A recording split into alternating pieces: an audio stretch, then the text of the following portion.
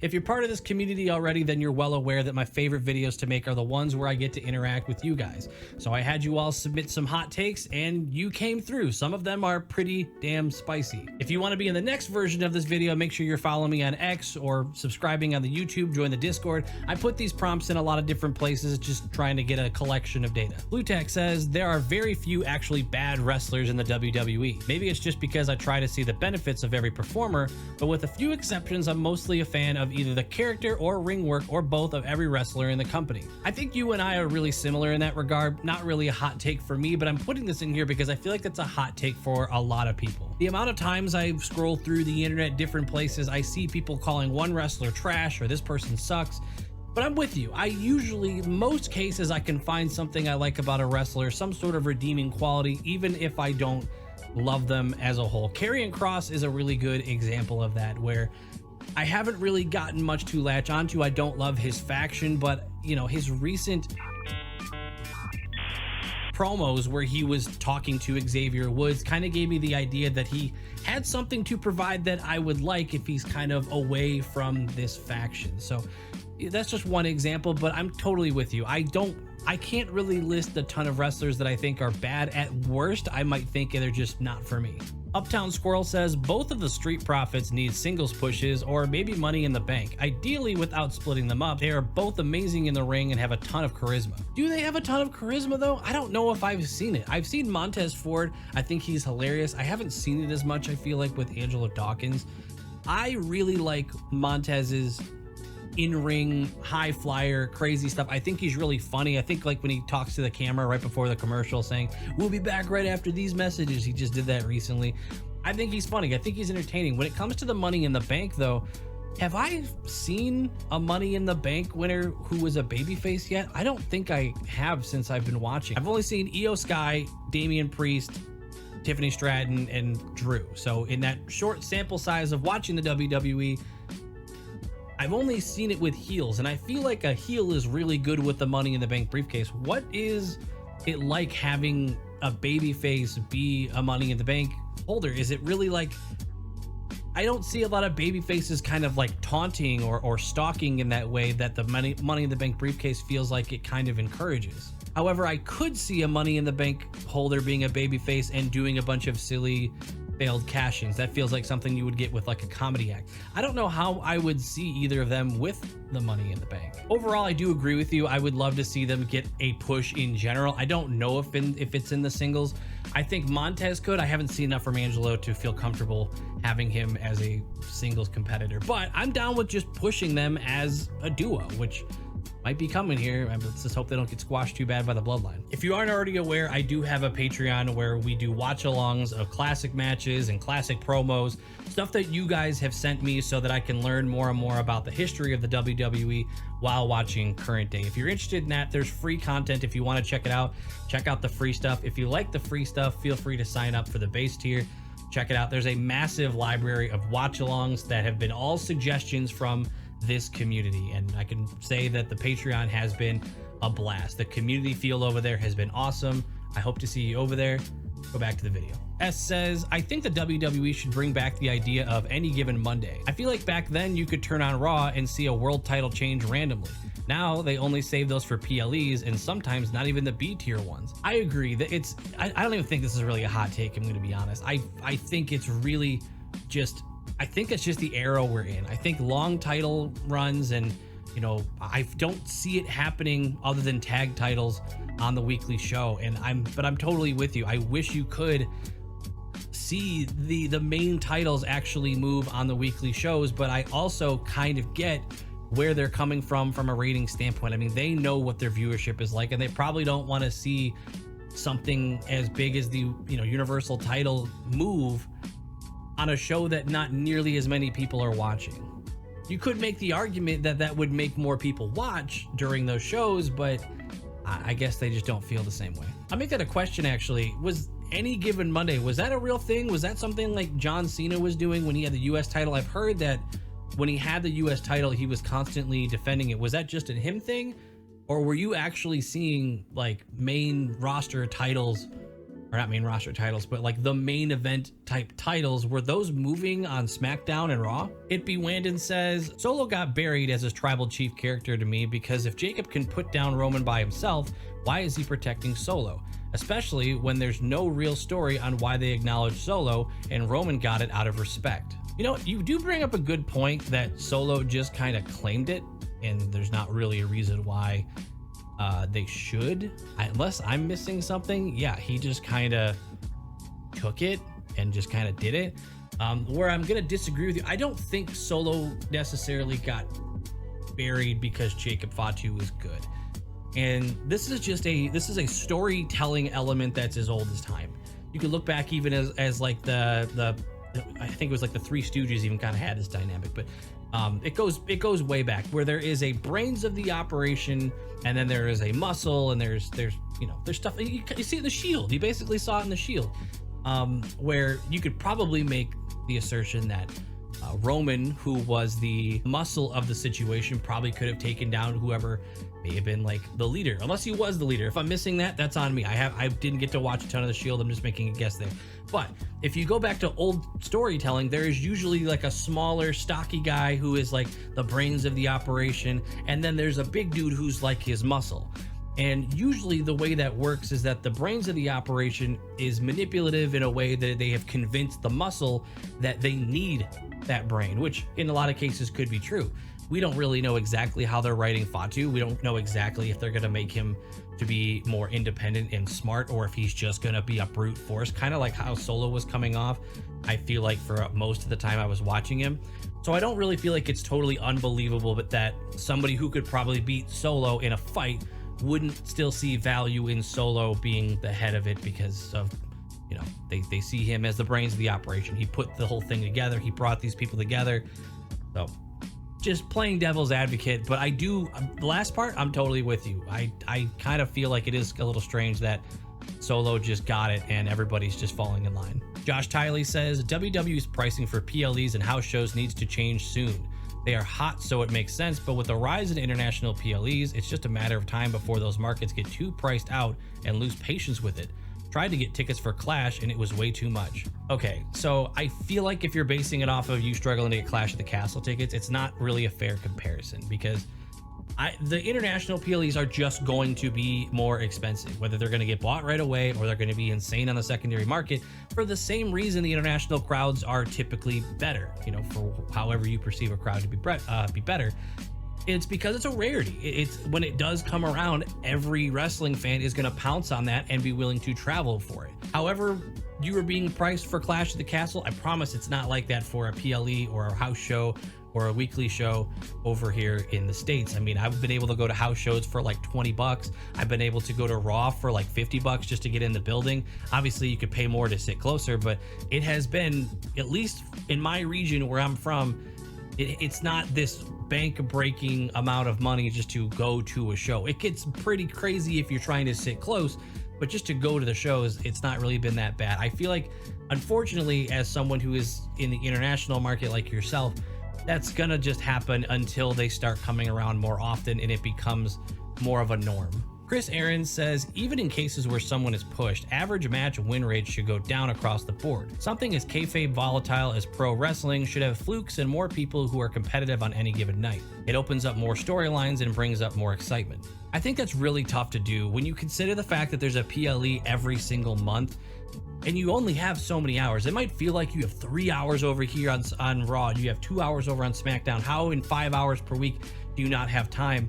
Well, A, there's commercials, but that's not really a WWE thing for now. When they go to Netflix, we'll see, but that's just TV. And maybe it stands out because that's the only thing I watch on actual like TV anymore. And it's also just as bad. I watch football too, actually, and it's filled with commercials. So that's just a TV thing in general. So if you factor that in and say, okay, Raw is only actually getting like 2 hours of actual stuff happening, which means SmackDown is probably only getting like an hour and 15, an hour and a half. Everything you do has to go towards and push this next PLE that they're going to be in. And they have so much competition. They have so many competitive, strong cases for either main eventers or exciting mid-carders that it feels like it would be really tough for them to just throw in matches where a random fluke happens and throws off the either the stretch or the build that somebody needs when they only have time for maybe 1 or 2 matches before their next PLE. This feels like it would be more doable if the WWE didn't have nearly as much talent, if you had like 2-3+ hour shows, and I'm not advocating for that, but it feels like it's the only way you could just throw in some additional matches that had that had results that weren't necessarily directly contributing to the next PLE. If I'm misunderstanding what you're trying to say here, feel free to let me know. I'm just going off of the way you worded it. I just don't think you could do that with the amount of time that they have. Maybe if a PLE was every other month even, I could kind of see this being possible, but I just don't even know how you could. Sometimes you only get like 2.5 to 3 weeks before your next PLE, maybe 4 weeks if you're lucky. Hendrick says, not even a hot take, but I just want to say all respect to Roman, Solo, Jacob, etc. for going out there to entertain us while dealing with 2 major losses this year. It can't be easy to perform after that. 100%. I don't even know how they've done it, if I'm being totally honest, but I'm sure there is a factor of, you know, the people that they have lost would want them to go do this because it's what they did. So yeah, I'm with you. Just wanted to put that. No, it's not a hot take. Wanted to put it in there, but the fact that that whole family has still been entertaining everybody and going out there and giving it their all night in and night out while dealing with all these losses, it's extremely respectable, and you know, all the respect to those guys. Gable equals GOAT says, Chad Gable is the best bell-to-bell wrestler in the WWE. Not even remotely a hot take. I really agree. He's fantastic. I feel like every feud he's been in, I wanted so bad for Gable versus Gunther to happen at WrestleMania. No, not even. That's a chilly take if I've ever seen one. I hope that everything that's going on between him and the Wyatts, I hope that if he contributes and makes it so the Wyatt 6 is phenomenal and is remembered forever, that he has given a massive reward with some sort of a title push afterwards. I feel like that would be completely justified. Bando says, Jacob Fatu is great in the ring, but a bit overrated. He's great in the role he plays, but as a character, he's nothing we haven't seen before. He's just a more dangerous version of Solo when he was an enforcer. Solo gets way too much hate. If he was booked better, fans would praise him. I mean, all right, probably the hottest take so far, but I feel like you contradict yourself through most of it. I'm not coming at you or anything. Like, you have your opinion, but you're saying Jacob Fatu is great in the ring, so already a compliment, but a bit overrated. He's also great in the role he plays, so you're saying he's great at his character. He's great in the ring, but just because it's something we haven't seen before, or something we have seen before, it somehow makes him overrated. You're even saying that he's a more dangerous version of Solo, who you're saying gets too much hate. So I'm just confused. This whole thing, you just complimented the hell out of Jacob Fatu and saying he's overrated. So I guess I don't really know what you mean. I feel like everybody gets excited because of all the things you said. He's playing his character great. His facial expressions. He does some awesome stuff in the ring that, I mean, you say nothing we haven't seen before, but the thing he's mimicking, the enforcer, I've never seen Solo do what he's doing. I think he brings a very interesting, you know, big, beefy, but still some high-flying aspect to the bloodline. I also agree that Solo gets too much hate, though. I'll give you that. Solo does get a little too much hate. I think Solo did a fantastic job at SummerSlam. I think he sold perfectly and made Roman look like a god. And I also think Solo did really well in the match against Cody while we were all waiting for Roman to get there. Thought it was a fun match, so I'll give you that last sentence, but the rest of it, I'm not sure you believe what you're saying. Maybe Caleb says, SmackDown's issue isn't that it's too short, it's that they try to do too much in the time that they have. Example, on Dynamite, nothing feels too rushed on most weeks, but on SmackDown, many matches and segments feel rushed or too short. They're trying to add too much, which gives each segment less time. I mean, I really think it's kind of the issue that we talked about earlier. I think they have so much that's worth putting on TV and not enough time to do so. I'm not saying they need to move to 3 hours, but it is an issue of there's so much good stuff that if they spend the time that you're looking for on just these few segments and really fleshed them out, then the complaints are going to change to, well, what about this guy, this girl, and this lady? These guys, they're all awesome and they didn't get any time on SmackDown. So it's a really tough spot that I feel like the WWE is in. It's a great problem to have that your roster is too strong for your TV time to handle, but yeah, I don't really know. I mean, you said example, but I didn't really see an actual like example. If I'm actually interested, I'll look for your comment. If you could reply and let me know, give me an example of what you're talking about. What segment do you feel is too rushed, and what would you remove to fix that? Zaniac says, Pretty Deadly doesn't get enough love for how great they are at playing the gimmick. Not to mention they are excellent in the ring as well, but it seems like they're rarely used, and when they are, it's mostly just for comedy relief. Well, I think they're comedy relief because that's what they are. I think that's what their character is. I don't think they're meant to be taken super seriously. Even when they are being serious, it's usually in a sarcastic or an overdone way because it's entertaining. Hashtag Elton Strong, right? I agree they're good at playing the gimmick. I can also see why it would not appeal to a lot of the audience. I could see why a lot of people would like it. I like it. Someone with a bit of like, I grew up doing theater stuff, choir stuff. So there are things that I can appreciate about Pretty Deadly. I can also understand there's a group that isn't really vibing with it. Now, my hot take, to bounce off of your hot take, I think the musical, while I like the concept when they brought it up, I thought the first little bit of it, I strongly disliked it. Maybe I just think they could do better, but the thing they did where Naya and Tiffany were out there with the balloons and they sang for a moment, I'll say this, production needs to give them earpieces. Those of you who've ever been in a musical or something might experience this, where you should get them some sort of an earpiece so that they can hear themselves and each other, because they weren't even singing at the same time.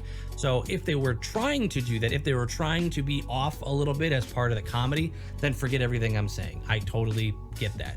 But I completely get why people would not want that, especially, I mean, look at the last hot take we just had, that they don't, maybe Caleb said that they don't think that there's enough being fully fleshed out. Maybe that would have been something to cut or shorten. I don't feel like we got a ton from that segment. Now the Michin part, no, I'm not talking about that. I'm talking involving Pretty Deadly, and it probably took up time that didn't need to be taken up. I hope they can find a better way to do this musical gimmick, because I don't think that was it. Damien says, Drew McIntyre has been the babyface all along and CM Punk is the heel. I just don't understand why the crowd is booing him. I get it, it's CM Punk, but the dude has been a real pain in the ass since WrestleMania. I feel there is supposed to be a flip at some point, but maybe not. Damien, sit with me. Have a seat, pull up a chair, because I'm with you. I'm right there with you. And then I realized I was wrong. I'm gonna take you with me. You can join me on this or not, it's fine. I felt what you felt. I was preaching exactly what you're saying. And then I got reminded how this kind of took off. And I did, my memory was clouded, and I forgot that this really started with Drew agitating CM Punk. The whole, I wanted to injure you, I prayed for this, and then taunting him with the shirts of his, like, the peace sign next to the grave. Drew definitely was the antagonizer, more so than CM Punk in the early stages. What we're witnessing is CM Punk, I don't want to say overreacting, but definitely sending back way more than Drew sent at him. Now, you could make the argument that's not true, that the injury kind of equates all of that out. But I'm a Drew McIntyre guy. I am a DM Hunk guy. I'm with you. I am Team Drew against CM Punk right now, even though I really enjoy both. Like, I like CM Punk a lot. I think he's fantastic on the mic. But between the two, I like rooting for Drew. I just don't think Drew is the babyface that you and I think he is in this situation. I feel like it is pretty evenly split at who's at fault by now and who has done more like heelish stuff. So the tiebreaker is going to be that he's CM Punk, and that's just how it's going to be, man. Jason Mack says, I think Bayley's newest theme is her best. I don't understand all the hate on her new one. Obviously, the other Def Rebel ones are nonsense and need fixing, but I'm standing on business for Bayley's. Man, that's a hot take, and I hate it, because I think Bayley's the inflatable tube men version. I love that theme. I wish you'd bring that back. I know that's not going to happen. I know Hugger Bayley is way behind her now. I didn't love her theme with Damage Control. It was fine. This one, I was so excited for a new one. It just feels meh. I feel like I can't participate in it. I can't sing along to it. I can't move to it. It's not really fun to I don't know. I strongly disagree. I just don't like it. And then you say I disagree with you on all fronts, because I don't think Def Rebel, I think Def Rebel does get way too much hate. That's my hot take. So you can stand on business all you want. We are on a completely opposite sides.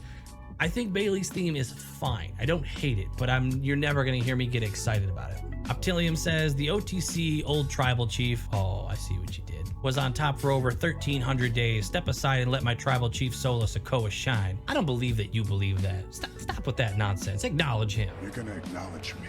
The cheesiest one says Alba Fire is the most underrated superstar on the roster. She is like a mini Becky Lynch. If WWE uses her right, I could see multiple title reigns in the future. She had a great run in NXT UK, although I do think she needs a new gimmick for a solos run. I'm not really going to answer this in the way that you would hope. I'm going to take this as an opportunity. Alba Fire is someone I don't get, don't dislike, don't think she's bad, but there's nothing about her that like entices me or interests me whatsoever. So when I saw your submission saying she's like a mini Becky Lynch, that gave me hope that maybe there's something I don't understand about her. So if you could, it says you have a great run in NXT UK. I'm writing your name down. If you could give me a match or a feud or something to go find, or if Cheesiest One doesn't see this, if anybody else seeing this wants to type the name Alba Fire in your comment, and I will search the word. I'll search that in the comments. If anybody has any suggestions of like something to watch that would help me understand why people like her, because it's not just you. I've seen a lot of love for Alba Fire. It's not clicking for me. I don't get it, but I want to see what you guys see. So please hook me up, help me out. Bonette Brochato says Giovani Vinci's return and resulting push should be absolutely monumental. I mean, either immediately skyrocketing to Cody or immediately demolishing LA Knight. My glorious king deserves it. Okay, you went far, and that's what made this a hot take. But what wasn't even hot was the first just sentence here. I agree that Giovani Vinci's return should be awesome. We've talked about him in the past in maybe one other video where I said, hey, what's going to go on with him? Clearly Ludwig and Gunther are doing something. But Giovani, he just kind of disappeared after getting kicked out. And I was so worried for him, thinking like, man, like, I'm not saying he was like, you know, amazing, but he was pretty solid in the ring from the little bit that I got to see of him. So I would have felt bad if he was just completely tossed to the side. To see him have a return via these video promos where it looks like they have just upped his character and the effort they're putting in, this gives me hope for the WWE and how they're treating their superstars and their talent. This gives me positive hope that somebody who you could easily have pointed at Giovani and been like, yeah, without Imperium he's nothing, toss him to the side, his contract will expire, don't worry about it, he never really talked. The dude never really talked. Baldy never talked really. But he cuts these promos, these video promos. Obviously, it can be different in the ring, and the pre-recorded is very different. But to see them even put in the effort to make this big of a character switch, where he's like this rich guy on a boat, Italian, this, that, he's Vini Vinci, like, I'm down for it. I love the idea that WWE is ready to repackage someone who may have otherwise been feeling like he's on the back burner and try to give them a real shot. I add it to the list of the reasons why I have fallen in love with this product. The Other White Nerd says there should only be one world champion for the men and women's main roster. Why? I really want to know why. This is why I have an issue with there only being like one title for the women on each show. I feel like there is an issue. You said one men and one women's. Does that mean you don't want a mid-card title too? Like, I want to be very clear here. Are you just saying there should be a men's title and a women's title and that's it?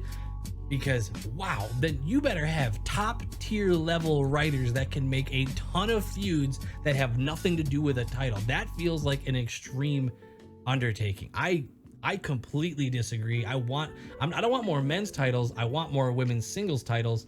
And to be honest, we are at a point now where I would, if it was my only way, I would sacrifice the women's tag titles for a mid-card women's titles. I feel like they have the roster to support that right now more than women's tag titles.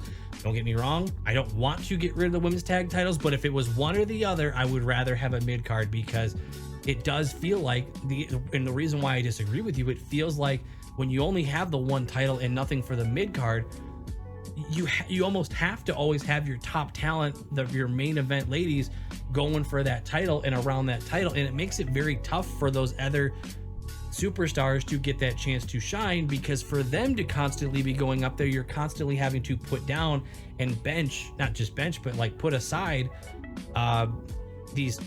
the main event viewed ladies. But if they had a mid-card title, you could see what some of these would look like with the title. You could have an opportunity like LA Knight is about to have with this US title, where he gets the shot to show what he is like as a champion, and would he be a good fit? Would it look good if he had the universal title? I feel like the mid-card title it plays a very valuable role. I completely disagree, but screw it, I'm putting you on the list too. I would like to know why. Hey, for these hot takes, feel free to put like a line and then just an explanation of why you feel that way, so we don't have to keep doing this part, because I would love to talk about this with you. I'm very curious why you believe this. WWE should bring back show intros with pyro. I'm not a fan of them just showing wrestlers arriving to the arena. It doesn't get me hyped. Yeah, I also don't love the wrestlers just walking in with their luggage. I don't love that. But what do you mean with intros and pyro? I know some of you hate how much I bring this up, but I have to remember, not everybody has, this could be someone's first video, so I don't want to look like an idiot. I have not been watching the WWE for that long, and the entire time I've been watching, it has been like this when it comes to the intros. So what do you mean intros with like pyro? Would they just open the show and just boom, boom, boom, boom, boom, boom, boom, boom, and just start hitting them and be like, welcome to Raw, and then go? I think I might need to look this up, because that sounds awesome. Because I know I've seen the old like intros on YouTube where it's like highlights with music. Did they play that in the arena instead of like the then, now, forever, together, forever, whatever the heck it was, or whatever it is now? Was that in place of that, and they played that there? I'm very curious. That sounds like it'd be really cool if like the show is starting, boom, boom, boom, boom, and everything's just going off. That would be really cool. Fish, editor, when I do the pyro during all that, make sure you put pyro around. Let's do it.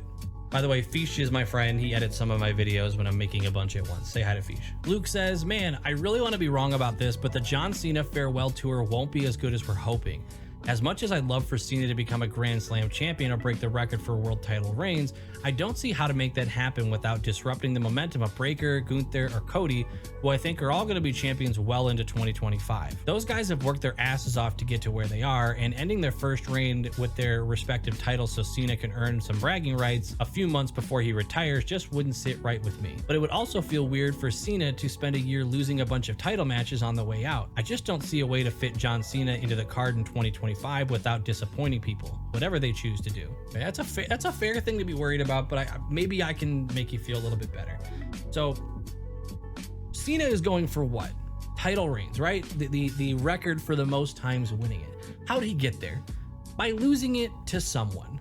So Breakker, Gunther, Cody, whoever, them losing it to, of all people, John Cena during a farewell tour, that would be the last thing that is going to disrupt it. Even if they won it and gave it back to him and they got a rematch or something and it was part of a feud.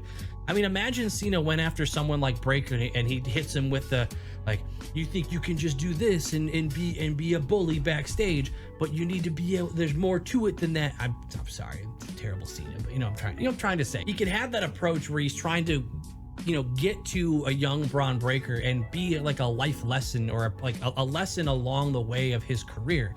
So it could be something where Breakker thinks I'm going to write this whole feud for you. It could be a thing where Braun Breakker thinks he could just do that, that burly, I'm just going to run through you no matter what routine with Cena, and it's not going to work. Cena takes it from him. Maybe Cena flaunts it around for a PLE or two. Braun Breakker comes back for it and he learns his lesson. And he takes down John Cena, and John Cena tips his cap, does one of these, and leaves and moves on to his next one. You get the concept. Obviously, I'm scrubbing it together, and it's not very good. But you get what I mean. There could be a story written. You can't just think of it as Cena beats them, and dang. Because to be fair, you're saying those guys have worked their asses off to get to where they are. What has Cena done other than work his ass off to get to where he is? I feel like he has earned the ability to have this farewell tour, have some victories along the way and make some really good final memories for John Cena fans, who have, this is coming from someone who's not really much of a John Cena fan. I didn't grow up watching him the way a lot of you guys did, but I can respect it and I can understand because I've watched sports, I've watched other things where I've gotten attached to a character or an athlete to where when they were in their final season, like it was really meaningful to see them succeed and to see them, you know, get that moment one more time. And the WWE is a beautiful place where it's scripted so you can make sure he has that farewell tour that he deserves. Ryan says, at WrestleMania 40, I was a Roman hater. Now I really like him. My hot take is that Solo versus Roman should not be bloodline rules. I think Roman overcoming the obstacle of finishing the job solo will really get the ones who booed him in April to hold up the ones for him, especially if there's shenanigans with the Tongans or Fatu. I think you can make it bloodline rules. I disagree with you. I think you could, because it could be bloodline rules where he's the babyface. Bloodline rules means something very different for the heel and the babyface from what I can tell. Now this isn't a perfect rule, but I feel like this is what could be done. And with WrestleMania 40, it was mostly bloodline rules was Cody willing to play it fair, willing to play it even. And what happened? Bloodline rules was just an avenue for the heel of the situation, whether it be you know, The Rock even on the first night, but basically for them to be able to do whatever they want to try to get the upper hand against the babyface in the situation. So in this case, Roman could be just fighting it out like you're wanting him to. And then there could be interference from the heel side trying to take him down because of bloodline rules. But then you can use this as an opportunity to show that Roman has gotten the squad back together. So when someone interferes and tries to take out Roman, Jay comes back to hook up Roman. He doesn't necessarily have to attack Solo, you know what I mean? So none of these interferers actually need to interfere with the result of the match by attacking Roman's actual opponent. They can just be there to break up the people who are trying to interfere, and it can still have a really cool feel-good Avengers moment that they seem to really like right now, and still get the job done that you're looking for, where Roman didn't get help taking out Solo Sikoa. He only got help keeping the outside interference at bay. This is an 8, says SmackDown needs more star power at the top. The main event scene feels like it's in a holding pattern until the bloodline stuff is hashed out, and Cody feels like he's alone as the only other really top guy. Raw has a handful of guys that feel like they can be champion at any time. SmackDown doesn't have anyone right now. That's a hot take because I completely disagree. I think you're forgetting that LA Knight has just exploded as a megastar on that roster. I think if at any given moment they needed LA Knight to step up to a higher level, they could. But I think LA Knight is going to elevate this US title to feel on SmackDown like it's the main title. Not in the sense that, like, you know, Solo and all of them or whoever would, or Randy would go after that title, but I feel like it'll be the one with really interesting storylines around it, where he's constantly getting challenged by people that are really good matchups for him, especially if he can go up against guys that can compete with him on the microphone. I think give it a couple weeks, maybe even just one more week. I think maybe when he's done with the Santos Escobar thing, because personally, I'm not a huge Santos Escobar fan, LA Knight, I really feel confident at this point, is going to feel like he is holding a second main title on that show. So a little bit of patience here. He just got the title. Trust me on this one. I've got very little experience, but trust me on this one. I think he's got this. Bryson Smith says KO and Randy should turn on Cody at Bash in Berlin, then have Jey Uso make the save. I don't know about Jey Uso making the save, but I love what you just said here. KO and Randy turning on Cody. I didn't even think of that. We got Cody doing the whole "I'm your buddy" thing. Thanks for giving me a chance. Randy was getting like teased, everybody thinking that Randy was gonna go after Cody. But what have they not done yet? They haven't really done Kevin and Randy, you know, as a strong RKO unit. Yeah, they've been pretty much linked and doing everything with this Cody thing, but they haven't done anything that really felt like they are a team doing something. Them both feeling like they can come together and take down Cody, I like it. I don't know how you'd write it. I don't know how exactly you'd do it, especially with Randy going after Gunther. There's something there. There is something with the RKO team going against Cody. I don't know what you do with it. I don't have any ideas. Put any ideas down below and just at least use RKO. Put RKO in your comment. I'm going to put that on my list. put RKO in your comment if you have an idea for this. I want to go look for those. That could be fun. Lil B says Def Rebel gets a ton of slack, but they're actually putting in the work lately. This is my hottest take.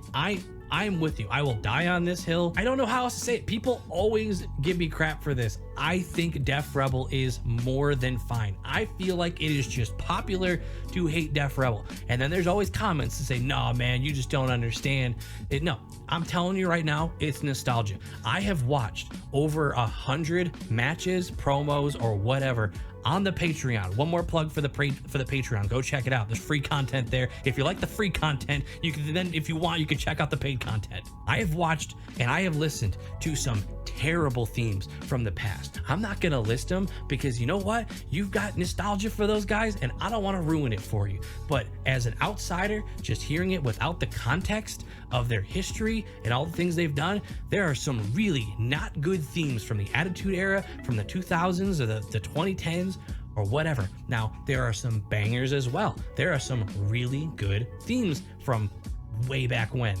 But there are really good themes right here, right now, too. Now, here's where we're going to compromise. There's some of you that really hate me right now. I'm going to compromise with you, right? Reach out, take my hand. We're going to agree on this. I do agree they are going too far with putting catchphrases and names at the beginning of the songs and the intros or the themes or whatever. I agree. Not all of them are bad, though. Everybody goes nuts for Jey Uso's new theme. What's the first word? Uso. Everybody pops for LA Knight's theme. What's the first word? LA Knight.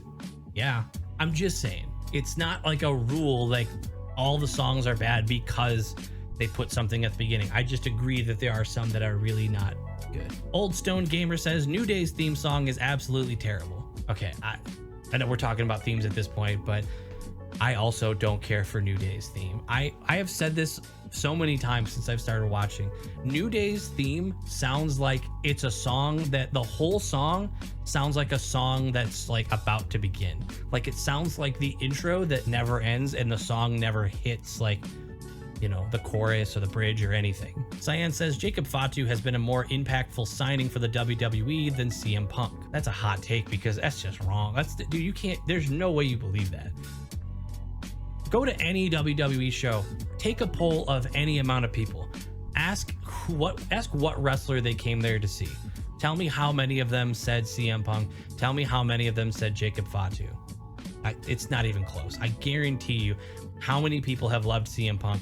Him returning have gotten, I have to imagine, so many eyes back on the product that maybe weren't watching. And there's no way that Jacob Fatu has had an even remotely close to similar result to call it a more impactful signing than CM Punk, unless you mean it in a different way. But when I hear impactful, I mean impacting the industry, the show as a whole. There's no shot Jacob Fatu. Are you sure you believe that? Was that just to sound like a hot take? If you want to be in the next hot takes video, I don't do these super often, but do follow me on X, subscribe to the channel. I do prompts like this in general for different topics all the time. So if you are interested in being a part of that, subscribe here, follow me on X, follow me on Twitch, join the Discord. We talk all the time in the Discord, the Patreon. I am everywhere now. I'm pumping out so much content and it's been an awesome getting to know you guys. Thank you so much for watching. Thank you to the patrons that are flying up the screen. I will see you in the next video.